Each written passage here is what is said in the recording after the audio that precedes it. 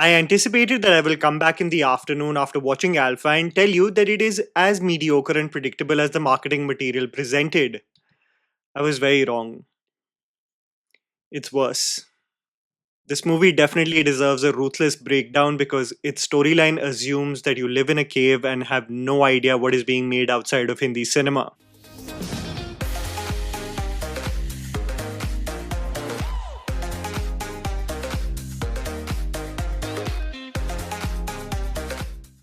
I think it's important to understand the position the YRF spy universe is in currently. It has, within the span of 3 years, yes, 3 years, dealt with absolute hysteria and celebration, and on the other side, absolute rejection and trolling. If one can create a parallel of this in some way being a metaphor for how unpredictable life is, so be it. Alpha was announced on 5th July 2024 as an official entry to the slate of films YRF would be producing under the YRF spy universe. I'm sure the last thing Aditya Chopra envisioned was that the property would be so severely damaged critically and financially by the Indian audience. Every sentence today associated with the spy universe is being countered by Dhurandhar, and the relief of contrast it provided while still dealing with themes of the Indian intelligence agencies and the cause to protect one's country. As YRF is known to take several battles head on no matter what the public sentiment, we are here with Alpha, directed by Shiv Ravel, having been released, and oh boy, there is a lot to pack in. I will only be revealing the beats that have been explored in the trailer because there are plot points, especially in the second half, that are officially reserved for the theatre experience. The movie focuses on Fateh, played by Bobby Deol, who is adamant in developing the Alpha program, something that he described in the trailer as having not been appreciated by India. Alia Bhatt plays the role of Sita, who is trained under Fateh to become a capable fighter. The assumption from the trailer being that Fateh adopted her and has such a command and influence on her that Sita willingly follows his orders without questioning him on where those decisions stand morally. The journey of Alpha focuses on this odd mentor and student relationship between Sita and Fateh, Sita's realization of Fateh's ulterior motive with the Alpha program, the integration in the story of the character played by Sharvari, another capable individual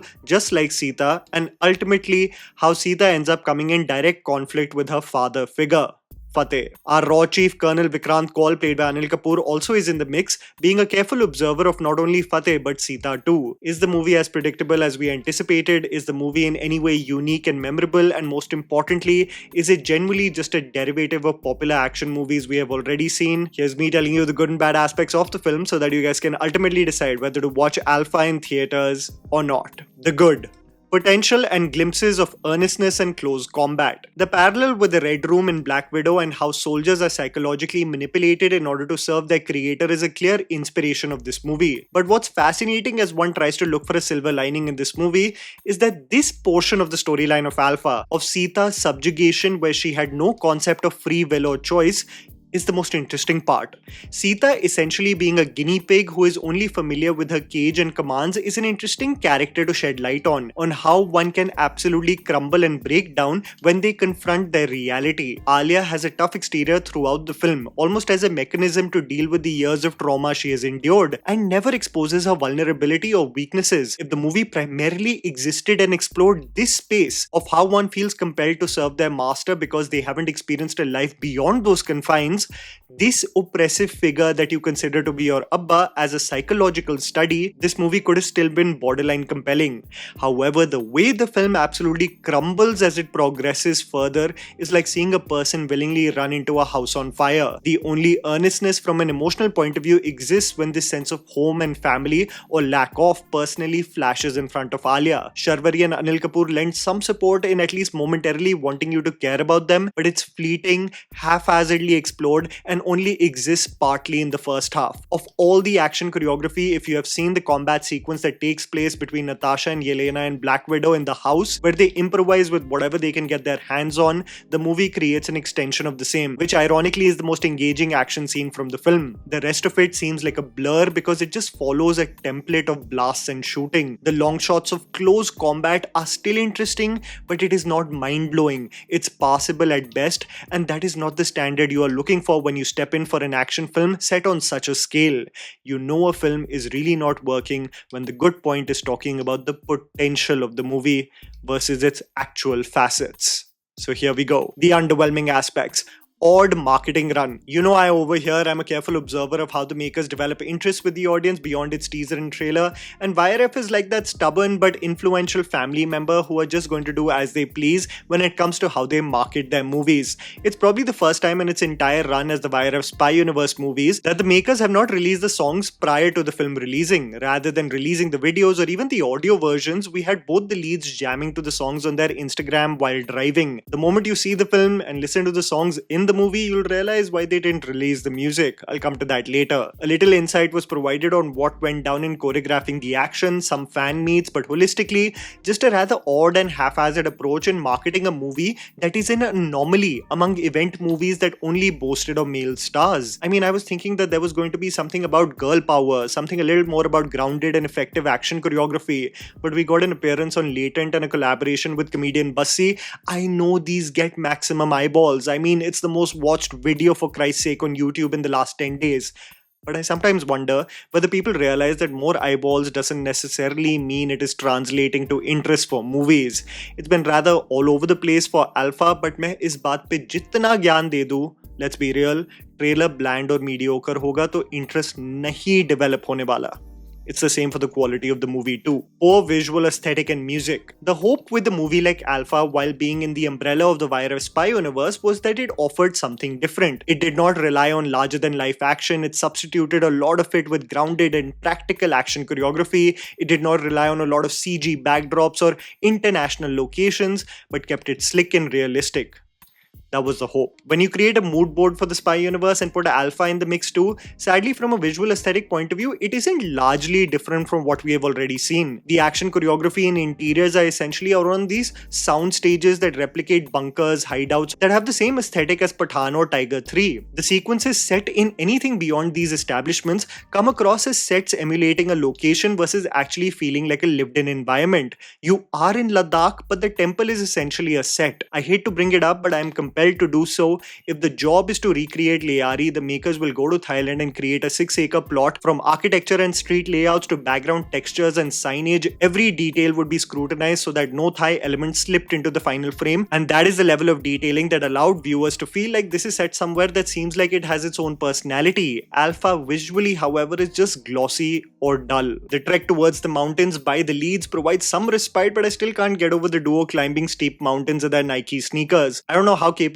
you are as a soldier, that is just not happening. The music has been composed by Roshan and Abir Pandit, the sons of music composer Lalit Pandit, and I have to be honest, the music is like ambient club music. Massacre that plays in the end credits has these random combination of English and Hindi lyrics. Mahi way, stay away, and going to get you khalas. It's very unintentionally funny. Zara Hatja Pare introducing Sharvari has lyrics like Biba good girl lagti lalten. It just doesn't leave a lasting impression on you. The only song that's slightly fun to listen to is a song sung by Vishal Dadlani.